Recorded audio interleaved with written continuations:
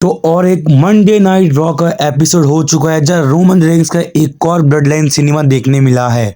साथ में इस बार ओबा फेमी ने दे दिया है ओपन चैलेंज पूरे WWE के रोस्टर को। बहुत कुछ हुआ है रॉ में, सब कुछ डिस्कस करेंगे शॉर्ट टाइम में।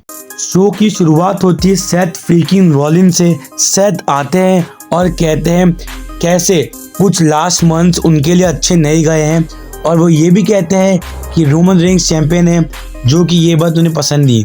और इन सब का कारण है ब्रॉन ब्रेकर। ब्रॉन ब्रेकर ने इंजर्ड किया, इसलिए वर्ल्ड हैवीवेट चैंपियनशिप से बाहर हुए सेथ, और फिर पंक के साथ भी हार गए और सीएम पंक चैंपियन बन गए। इसकी वजह से रोमन चैंपियन है। तो फिर ब्रॉन ब्रेकर को कॉल आउट करते हैं सेथ रॉलिन्स। ब्रॉन आता भी है और सेथ कहते हैं कि देख भाई, तुझे अगर लग रहा है मेरे को तेरे से कोई प्रॉब्लम है तो ऐसा कुछ भी नहीं है, तेरे को मेरी ज़रूरत थी। तो रिप्लाई में ब्रॉन ब्रेकर कहते कि तेरे को हमको तेरी ज़रूरत थी कभी नहीं, तू आता था यहाँ पे वही चीज़ कहता था कि I am visionary, I am ये, वो भी सेथ के स्टाइल में कहते हैं। ब्रॉन ब्रेकर भाई कॉमेडी था ये चीज़, नाक पे रखते हाथ और सेथ की आवाज़ निकाल के बोलते हैं। सेथ रिप्लाई में कहते हैं कि तू गलत कह रहा है कि मेरे को तेरी ज़रूरत थी, मैं सब कुछ यहाँ पे अकेला कर चुका हूँ जो तुझे करना चाहिए।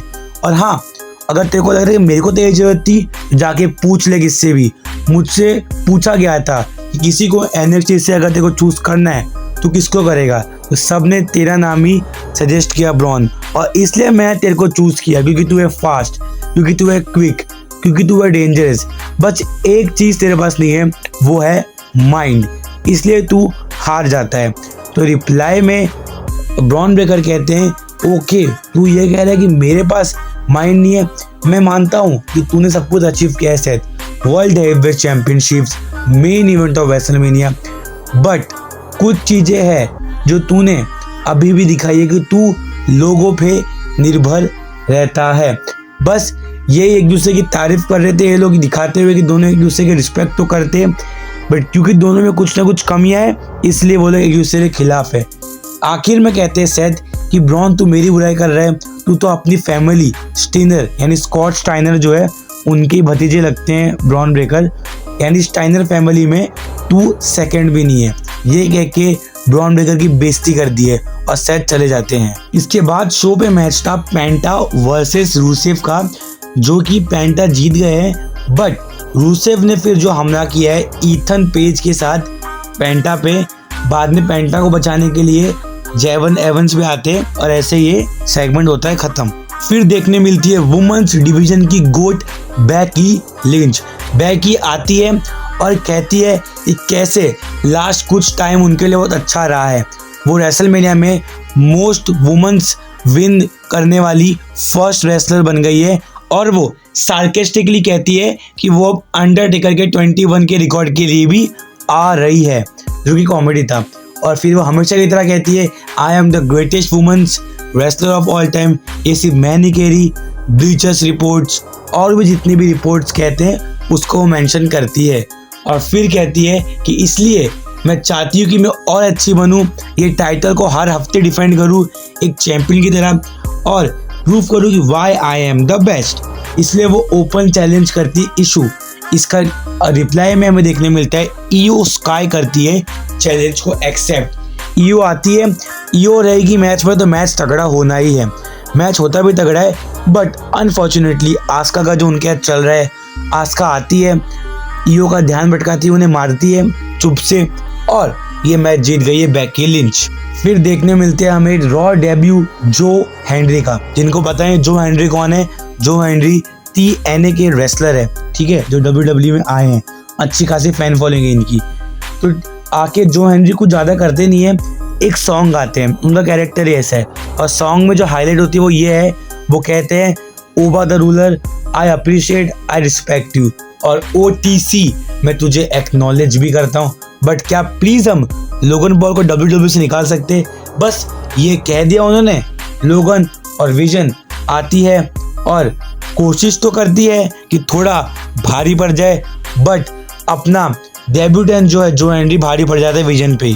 फिर मैच था Rey Mysterio versus El Grande Americano, जो कि सेकंड एल ग्रांडो अमेरिकानो है, और ये मैच रे मिस्टीरियो जीत गए बड़े इजीली। इस पे क्या कहना है, शॉर्ट मैच था, मिस्टीरियो जीत गए।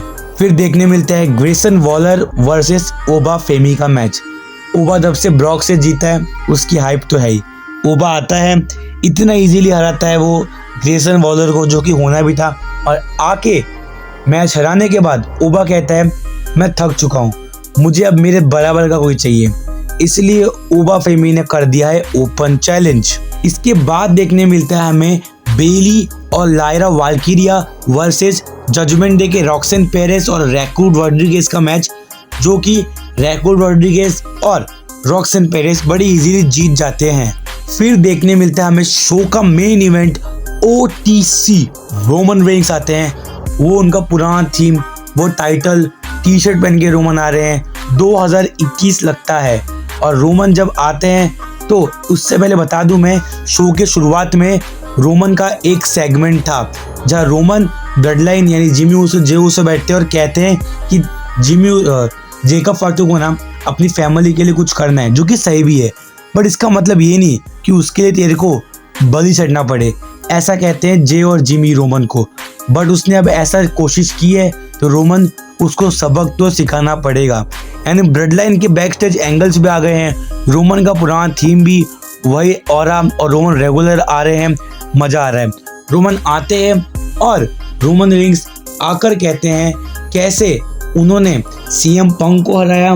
और ये जो टाइटल उनके पास है ये बना ही इसलिए था क्योंकि रोमन रिंग्स एक टाइम पे टॉप पे थे, इसलिए सेकेंडरी टाइटल था ये। बट जो लोग कह रहे कि ये सेकेंडरी टाइटल है और ये मैं अब ले रहा हूँ, तो आप लोग गलत हो। ऐसा रोमन रिंग्स कहते हैं क्योंकि टाइटल एक मैन बनाता है, उसकी प्रेस्टीज एक मैन से होती है। और अभी मेरे पास है तो ये है नंबर 1 टाइटल। ऐसा रोमन रिंग्स क्लियर कर देते हैं कि जो लोग कह रहे हैं ना कि Roman rings world heavyweight champion बन गया है, उसके लिए। फिर रोमन कहते हैं एक्नॉलेज मी। और फिर देखने मिलता है हमें जेकब फाटू आते हैं और कहते हैं कि रोमन रिंग्स तो तूने क्या सोचा है। तो रोमन कहते हैं कि मैं तेरे को 1 हफ्ते का टाइम दिया था सोचने के लिए कि तू क्या सोचेगा, और मुझे पूरा भरोसा है कि तूने कुछ अच्छा ही सोचा रहेगा जेकब। तो जेकब फाटू कहते हैं कि मैंने तेरे को 1 हफ्ते का टाइम दिया था और मेरा एम हमेशा से एक ही है, वो है वो टाइटल।